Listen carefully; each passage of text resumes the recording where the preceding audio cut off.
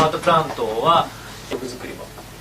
Since you were, I guess, the most experienced songwriter, I mean, you're obviously capable of putting songs together at the time. Yeah, I was a thing. Well, are we to assume that you handle all the songwriting chores for the first Well, yes, I'd written quite a lot of songs in the past. Anyway, I wanted to encourage Robert to write. Yeah, sure. On the first album, I did quite a lot of lyrics, but I wanted Robert to. I wanted to encourage him as a writer because I felt, and I still, it's something I thought of. I still adhere to this actually. That if a singer is putting his lyrics in, he's going to sing them with far more conviction than. Don't forget, I mean, at this point, there's a cast iron grip on everything. If I'm giving all the musical arrangements, virtually, suggesting what notes, everyone's going to be playing or singing. It was important as a group. This is because this is, I was intent on forming, a magnificent group. It had to be a group, so consequently it needed all the input. You see, so yeah, I encouraged Robert to write, bit by bit. He's doing a verse here and a verse there, and of course my idea was that my written lyrical contribution would, be small and small as it went on, which is the way it went. So yes, in the early days I was supplying quite a lot of 将来的にそのロバート・プラントが曲を書けるようになるというビジョンはなかったんでしょうかね。その時点で、ずっとこのパターンで作っていくという気分はあったのかな。というか、最初は To interject something here, Robert isn't credited for writing on that first album because he had a songwriting agreement which hung over from before. And so that's why his name was left off for the writing of some of the tracks. Maybe a rather strange way of putting it, but of all the Zeppelin records, I guess we could say that the first is about as close to a Jimmy Page solo record as you would have gotten. I don't know about that. Well, I mean, you kind of rounded up the memories. I suppose so. I suppose you could say that. You could say that, yeah. In a way, possibly. But I still think of it as a group effort, but still.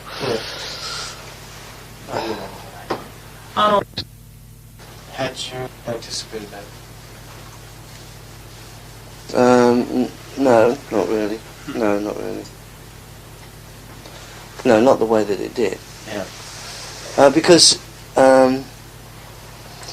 it's curious. In the first dates that we were playing, we went back to we played in Scandinavia. We also went back there again, and we were playing around England, various clubs and things. And the reaction was incredible at the end, but a lot of it, people didn't really know what we were doing because, they hadn't, there was nothing like it. There was nothing like it around.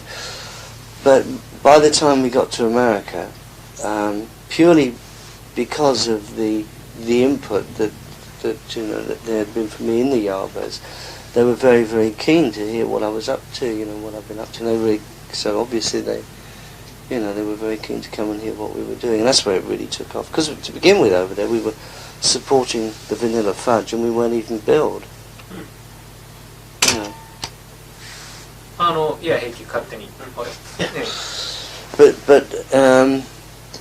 once that was just a short. I can't remember how many dates there were supporting the Vanilla Fudge. About 8. Then we started doing a few dates on our own. We did. The Whiskey A Go-Go in Hollywood, and the reaction was incredible there. It wasn't until the next step on, which was San Francisco, when we got there, that it just took off. I think the main reason for this was that San Francisco, it became like a very sort of family situation with all the bands jamming with each other and everything, and and they were very used to what they were hearing, and we just went in there and hit it like a bolt, like a bolt of lightning, really, and it was just incredible, just the whole reaction, and it was from that point that the whole reputation of this band, just spread from there. It was like wildfire all over the States. Everyone then was really wanting to go and hear what it was all about, and that's when it really took off. You were actually told to perform as the new Yardbirds in England at the outset. No, I explained that we had some... When the Yardbirds split up, as a total measure of how disenchanted they were with the band, they left the name with me, okay? But they also left some contractual obligations as well, which was, as I said, in Scandinavia. So we changed our name as soon as we possibly could to Led Zeppelin. We changed our name to Led Zeppelin after that. Contractual obligations in Scandinavia. Yeah, we had some contractual. There was like some dates that had been set, which were forgotten about at the time that they went, but they were there in the future to fulfil. So it just so happened that we fulfilled that as a new Yardbirds at the time. So, I see. I see. Huh. Name. If I'd have pulled out, I'd got sued, wouldn't I? The first record came out when he was still in high school, and it more or less changed his life, and then I guess he got him into this career. How about for you guys actually putting the record together?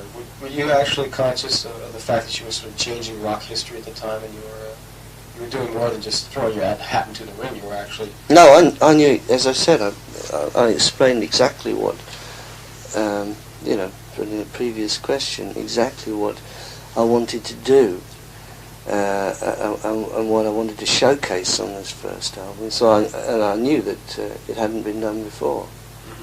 So sure, I knew exactly what was happening. But did you consider the fact that you'd be changing certain people's lives with this stuff? Because obviously... Well, obviously not at that time, no.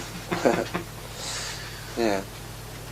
The success of the first record forced you to record the second one in various places, which at the time was a very irregular, very strange approach to recording, a very unusual approach. We always had strange approaches to recording, but yes, that's true. He was wondering if that was a burden at all, having to No, because I was writing the stuff while... some of the stuff was written, obviously beforehand, like Whole Lot of Love and Ramble On.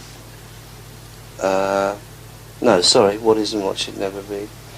Let's see, what else did we do? Anyway, we did 4 of the numbers in a recording studio in London before we went on to the American tour. But yes, the idea was to actually record in America, because I wanted to record in American studios. Why did you want to record in America? Because the studio sounded better to me. So if anything, it helped you as opposed to being a burden. Oh yeah, absolutely, yeah. In the energy of a tour as well, within the writing as well. Sure. A little technical question here. Why is Good Times, Bad Times on the double album, but not on the quadruple album? No real reason. The fact, you see, once I'd got the running order of the 4 CDs, obviously numbers were left off. Mm-hmm. It's obvious that quite a lot of numbers are left off. And the whole remastering process from analog to digital is an extremely lengthy process, I might add, which is quite a surprise to me, actually, just how long it took. And for example, I arrived in New York, slept, and then went in the studio the next day, and working away, and the jet lag sort of hit me. And I said, I think I'm going to have to go back to the hotel. And they said, well, it's no wonder you've been working 14 hours. And this is how it continued for the next sort of 5 days. 12, 14 hours per session, so to speak. But it was proposed that Atlantic said, can we put out a double CD? And considering I put so much forethought into this running order and the way that it should go and representing everything, I thought, well, rather than take anything away from this, we'll just put out whatever tracks there be that seem to be the firm favourites for the double as in chronological order. And as Good Times, Bad Times didn't appear on the 4 CD set, it just happened to appear. There's no real reason for it other than that, really. Well, Zeppelin, from the first album to the second album, sort of achieved, rock stardom of Beatle-esque proportions. Nobody else has really equaled that kind of success. Looking back in retrospect on that, how was it? And what was it to you? Was it a dreamlike phase in your career, or was it vindication for the vision you had? A certain vindication, Uh-huh. yeah. But well, obviously it was a vindication because I knew I got it right. The whole thing was the right way, obviously, by the way that it touched and has touched so many people. As far as the amount of people coming to the concerts, that never diminished all the way through the career of Led Zeppelin right to the end. It was just a question of supply and demand, and to the size of football stadiums or whatever it was. They just got to the point when they always sold out. Uh-huh. So it never stopped growing, in actual fact. Uh-huh. But what was it like to be in the center of that kind of attention all of a sudden? Because it was obviously happening to you for the first time. Did you feel like you had become someone different, or how does it look in retrospect? Well, I was just putting all my energies into work and treating it as a craft, basically. You didn't come. No, I was just putting it back in. Everything was just going back into the writing and everything else. You didn't start thinking of yourself as a pop icon. No, those are labels that were strung around my neck by reviewers, etc. The media, Carney Nichols. This is going on to the third album here. He wanted to ask you why you had done it originally, and I said you already answered the question a while ago. Good. So I should summarize Good. it there. Yeah. Save you some trouble. All right. So he was saying, had you feared sort of a backlash from the fans, though? Because you broke the rules with that kind of turned some heads. You hadn't feared... From the fans? Yeah. You hadn't feared No. reprisals from the... No, not from the fans at all. Yeah. No, because we knew... we were our own worst critics. Mm-hmm. And we always... If we had a number which sounded even vaguely similar to something that we'd done in the past, that was it. Forget it. It wasn't even recorded. What we believed we were doing quality music, and we believed in what we were doing. And if you've got strong enough convictions like that, that should hold true at the end of the day. Well, it did. There's no doubt about it. そんなことはない。Yeah, more. But it in fact sell as well as the first two, did it? Sales kind of... I don't know. I'm perfectly truthful with you. I don't know what the sales were of any of the albums. So is that right? Yeah, That's something I you didn't did bother to. No. As long as people came to the shows, you were... Well, the people did come to the shows. So that's all I believe. Yeah, yeah. Because you see, the most important part of it was that once an album was recorded, and basically you did go out to promote the album in the early days, and those numbers went into the set. That was then that's just the beginning of it, really, because then they started to take on yet another identity, because we weren't just prepared just to just play them note for note as they'd been recorded. We really made the numbers work for us, and we just kept improving them and improving them. The proof of that is on Song Remains the Same album, where you can hear the live versions of the studio cuts. Yes, the important part was the fact that we also didn't... I didn't do the same guitar solos every night or whatever. It's always in a state of change and flux, purely. And that's the way it was, that kept us musically alive. And that was the important part for me. Providing that was always happening, then we'd always be able to be coming out with good albums. Personal view, I'm saying. Everyone, I think the rest of them would agree with that, if they were here now.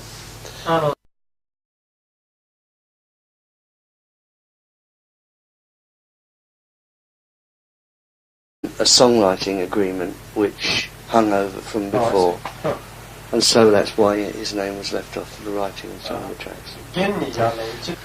Maybe a rather strange way of putting it, but of all the Zeppelin records, I guess we could say that the first is about as close to a Jimmy Page solo record as you would have gotten.